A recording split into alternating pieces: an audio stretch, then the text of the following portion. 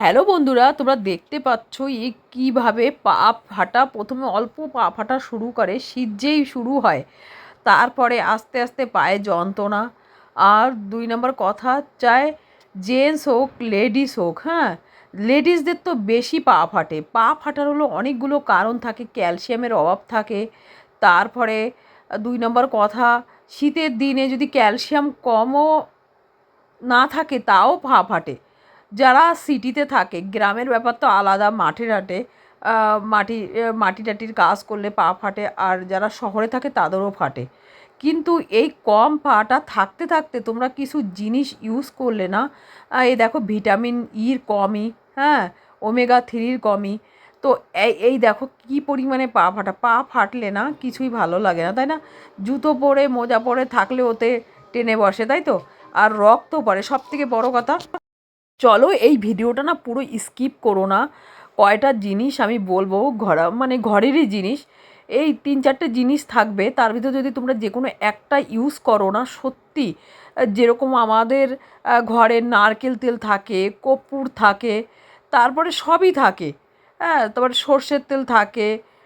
তোমাদের মানে কিছু জিনিসের সঙ্গে কিছু জিনিস ইউজ করে এই যদি তোমরা একটু পাটা পরিষ্কার করে যদি তোমরা ইউজ করতে পারো না, তাহলে তোমাদের সত্যি 100% রেজাল্ট আসবে। তো চলো সবার প্রথমে দেখো, এই যে পা এই যে পা ফাটার জন্য সবার প্রথমে তোমরা কি করবে, পাটাকে না ভালো করে পরিষ্কার করতে হবে।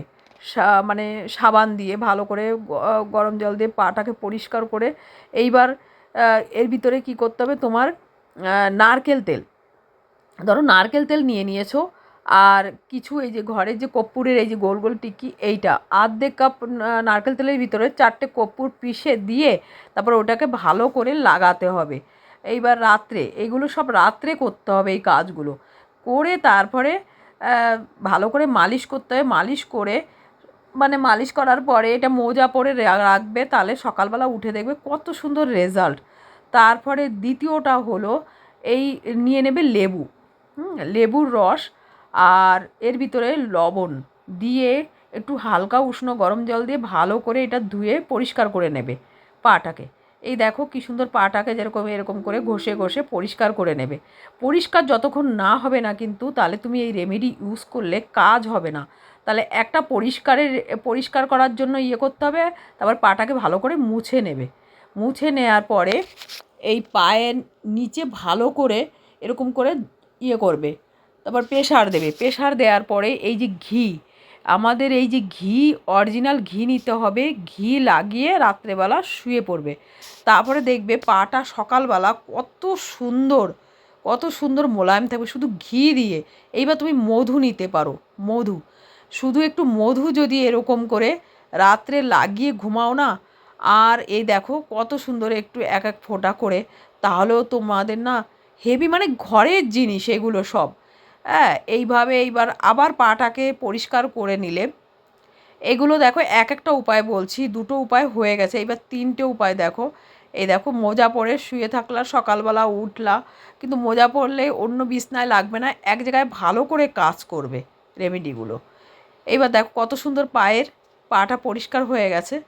এবার তৃতীয় উপায় দেখো, আমাদের ঘরে না সামান্য আরেকটা ফল দিয়ে তুমি যদি পায়ে লাগাও না, তোমাদের এত রেজাল্ট আসবে, এটা অবাক হয়ে যাবে। যেরকম কলায় না সত্যি ক্যালসিয়াম প্রচুর পরিমাণে। আর কলা এরকম একটু ম্যাশ করে নেবে, ছোটো ছোটো করে কেটে, তার ভিতরে একটু ভ্যাসলিন দিয়ে দেবে। হ্যাঁ, যদি ভ্যাসলিন বা একটু নারকেল তেল দিয়ে কলাটা রাত্রেবেলা লাগিয়ে রাখতে পারো ভালো করে। হ্যাঁ, আর একটু দেখো এই যে তুমি যদি একটু জলের মাত্রাটা একটু বেশি করে খেতে, জল দুধ এইগুলো, তারপরে সকালবেলা উঠে দেখবে কত সুন্দর। এই যে সকালবেলা উঠে এই পাটাকে একটু হালকা গুনগুনা গরম জল দিয়ে একটু ধুয়ে ফেলবে, তারপরে এত সুন্দর এই কলায় এত রেজাল্ট পাবে না, মানে অবাক হয়ে যাবে। হ্যাঁ, তুমি একবার এই রেমেডিগুলো উপায়গুলো দেখো। এবার তোমার অ্যালোভেরিয়ার জেল, এই অ্যালোভেরিয়ার জেল তুমি নিতে পারো। নিয়ে এইবার যেখানে পা ফেটে গেছে সেইখানে রাত্রেবেলা লাগিয়ে শুয়ে থাকো, আর সকালবেলা এটাকে একটু একটু মানে গরম জল দিয়ে কিন্তু ধুতে হবে। গরম জল দিয়ে ধুলে পাটা সফট হবে, আর তোমার কোষিকাগুলো খুলে যাবে, তারপরে কিন্তু রেজাল্ট হবে। আর এই দেখো মধুতেও প্রচুর পরিমাণে না পা ফাটা ঠিক করে। হ্যাঁ, তো মধু কী করবে, একটু হালকা একটু গরম করে নেবে জলে, তারপরে একটুখানি লাগিয়ে রেখে দেবে রাত্রেবেলা, তারপর সকালবেলায় দেখো গরম জল দিয়ে ধুয়ে ফেলবে পাটাকে। মানে ডেলি কিন্তু এই পা গরম জল দিয়ে ধুতে হবে। আর এই ব্রাশ দিয়ে পরিষ্কার করবে, ঠিক আছে? ব্রাশ দিয়ে যখন পরিষ্কার করবে না, পা সফট থাকবে, মোলায়েম থাকবে। তোমরা না সত্যি সত্যি একবার হলেও না এই যে আমি এই যে মধু, তারপরে কলা, যেই রেমেডিগুলো আমি দিয়েছি না, একবার তোমরা সত্যি সত্যি একবার ইউজ করে দেখো।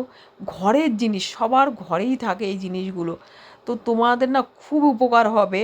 এই পার্লারে যে এত টাকা দিয়ে না, এই যে পেঁয়াজের রস, হ্যাঁ, এখন লাইভ রেজাল্ট দেখাচ্ছে পেঁয়াজের রস তো তোমরা দিতে পারো। পেঁয়াজের রস দিয়েও যেরকম তোমরা গ্লিসারিনের ভেতরে না পেঁয়াজের রস দিয়ে ইউজ করতে পারো। তাছাড়াও পেঁয়াজের রস যদি ঝামেলা লাগে, তোমরা এইগুলো যে ঘরের নর্মাল সবার ঘরে অ্যাভেলেবেল থাকে, এই জিনিসগুলো দিয়ে করতে পারো। তোমরা যে কোনো একটা উপায় তোমরা কন্টিনিউ 15 দিন করে দেখো, একদম পা তেলের মতো। এবার দেখো এগুলো না ডেলি একটু একটু করে রেজাল্ট হয়। যে একদিন লাগিয়েছি আর কাজ হচ্ছে না, এগুলো মানে ঘরের জিনিস।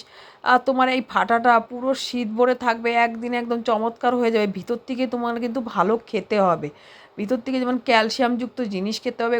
টলাই শীতের মধ্যে যদি কলা না খাও, দুধ, ডিম, কলা, তারপরে আর এই সিজনের যে ফ্রুটগুলো খাও, ওর উপর থেকে এগুলো লাগাও, তাহলে কিন্তু একদম 100% ভালো রেজাল্ট হবে। উপর দিয়ে লাগাতে থাকবে, ভেতরে কিছু খাবে না। যত জলের পরিমাণটা বেশি খাবে না, আমাদের যে মানে আমাদের যে কোশিকাগুলো সেগুলো আরও খুলবে আর একদম স্মুথ হবে, মানে গ্লো। তো দেখতে পাচ্ছ এরকম করে যখনই লাগাবে এরকম রেজাল্ট হবে। তোমরা প্লিজ একবার ট্রাই করো।